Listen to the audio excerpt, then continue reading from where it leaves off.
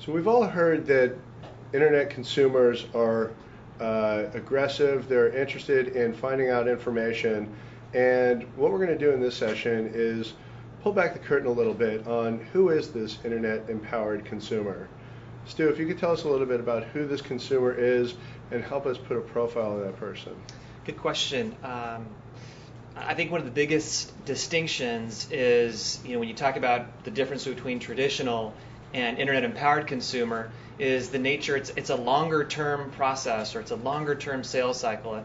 An internet-empowered consumer is going to touch you earlier on in their process of buying or selling real estate. They're online, they're doing homework, and they're doing research. So you need to have the expectation together that it's a long-term process. You don't need help or coaching or training really on working a hot lead or a sign call. It's a long-term process. You need to put systems in place to make that happen. The number one thing is that consumers online are looking at listings. That's the point of contact. That's the initial point of contact. And 100% of those consumers look for homes before they look for an agent.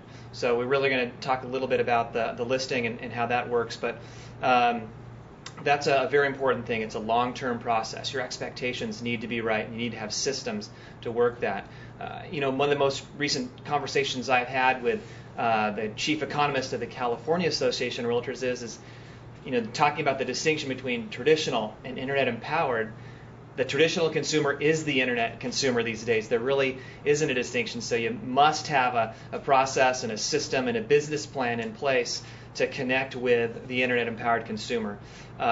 It's where you're going to get the best return on investment, and it's really the best place to get loyal, long-term clients that you can build a successful and systemized business with that doesn't own you. So the internet empowered consumer, if you put a profile together of your ideal prospect, your ideal client, what was their income, what was their education, how much time did they take, how educated were they on the real estate process before you made your connection with them. They would meet every one of your criteria. They use less of your time. They view fewer homes, and they're more educated. Once they raise their hand to come offline, they're ready to transact, and you don't have to date as long. You get right into a relationship, and you consummate that, and you close transactions with these people quicker, faster, and easier. But if you have the right mindset, it's a long-term process. You're going to be very pleased. Don't let it occupy too much of your, what I call, top of mind share. Let the systems in place incubate and have those conversations and build the relationships. And when they're ready, they'll raise their hand, and you'll know, and it's time to do business.